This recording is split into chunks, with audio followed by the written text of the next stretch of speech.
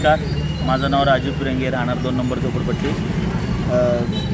सलगरस्ती police स्टेशनमध्ये आम्ही 11/4/2025 रोजी दिलेल्या तक्रारीनुसार चांद मदरसा छपरबंद व त्याचे गुंड साथीदार यांच्या विरोधात ज्याप्रमाणे गुन्हे दाखल व्हायला पाहिजे होते त्या प्रकारचे गुन्हे दाखल झाले नाही.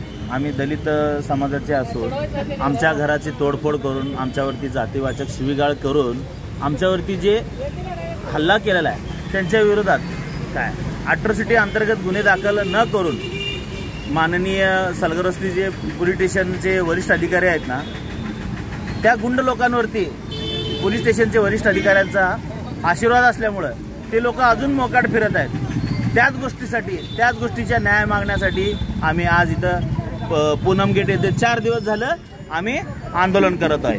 तर माननीय आयुक्त साहेबांनी सदर प्रकरणाची सखोल चौकशी करून आम्हाला न्याय मिळवून द्यावा ही आमची विनंती आहे. आम्ही घरी 4 बाया राहतोय.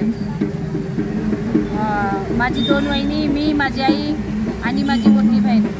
आम्हाला 10-12 पोरांनी मारहाण केलेला आहे, अंगावरचे कपडे फाडलेले आहे आणि त्या अवस्थेत आम्ही चौकीत केलं तरी आमचं तक्रार घेत नाही आहे. म्हणजे त्या लोकांवर गुन्हा दाखल करत नाही आहेत. आता काय मागणी? त्या लोकांवर गुन्हा दाखल झाले पाहिजे हीच आमची मागणी आहे.